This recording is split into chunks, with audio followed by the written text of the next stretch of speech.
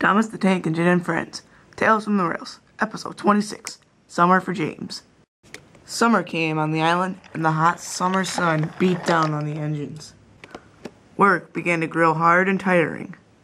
Although the hot sun caused their boilers to bubble more than ever, they continued on with their work. There was one engine who couldn't work in the hot sun, and this engine was James. He couldn't stand summer. His pistons would have to pump harder, and tackling hills felt like climbing mountains that would never reach the top. The sun caused James to be distracted about his boiling water, and when he came to the station, he stopped way too early off the platform. So the passengers had to go out of the carriage and onto the platform. They were not happy about this. So Topham Hatt was very cross of James and his focus of his boiling water, so he sent James to shunt in the yards. James did not like this, and was still concerned about his boiler, so he only shunted half the train. But the best part was, James didn't even know that he'd only shunted half the train. Diesel soon came to the yards, and only saw half his train shunted. He was very cross but couldn't be late, so he had to shunt it himself. Once the caboose was coupled to the train, Diesel sped out of the yards. He was going to be late.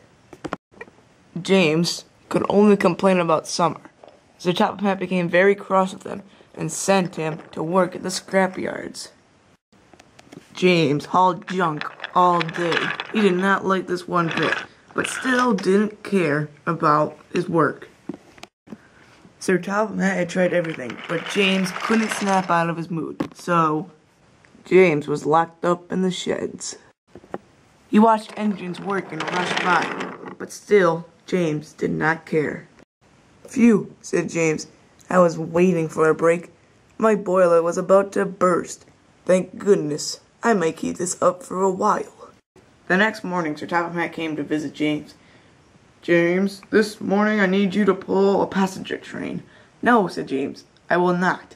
My boiler feels like it will burst every second of the day. You know, James, other engines have problems like this." "Yeah," said Porter, "how about me? The 3-domed engine? All my domes feel like they're gonna burst, but you know what? I work on.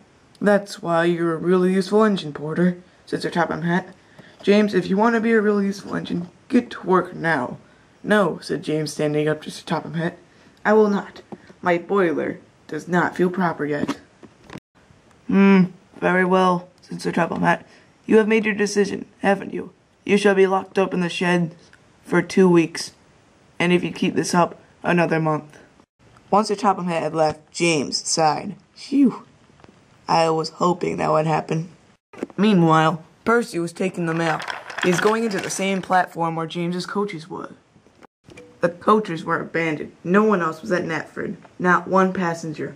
Hero had taken James's passenger on his coach, and Percy was heading right for the coaches.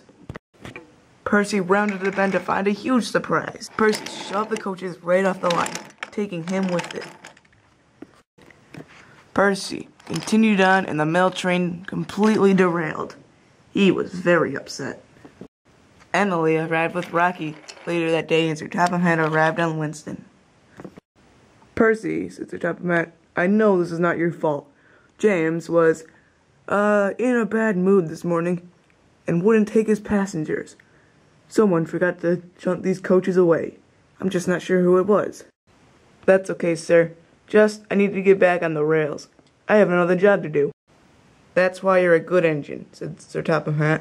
When Percy's day work was over, he rushed back to the sheds. He was fuming. "James, get out here, now." "I can't," said James. "My shed is all locked up." Said Percy. "Guess I'm gonna have to barge in there." Whoa, said James, and he huffed out. "James, you caused me to derail today. Since you weren't taking your passengers, I ran right into your coaches, and now they have to be repaired." It was for the better, Percy. I'm not feeling too proper right now. And face it, I won't be going back to work anytime soon here. My boiler just is fit to burst."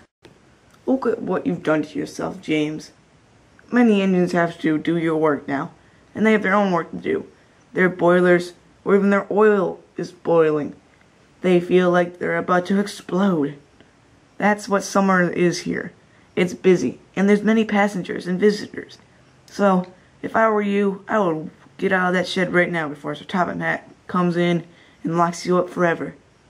Good night, James." And Percy turned to a shed. James thought about Percy's strong words. Maybe Percy's right. Look what I am doing to myself. I'm causing myself not to do any work. Tomorrow I shall start again. And so, the next day, James returned to his work. Other than pulling passengers, he pulled freight. But this time, he cared about his work. And all the engines appreciated it.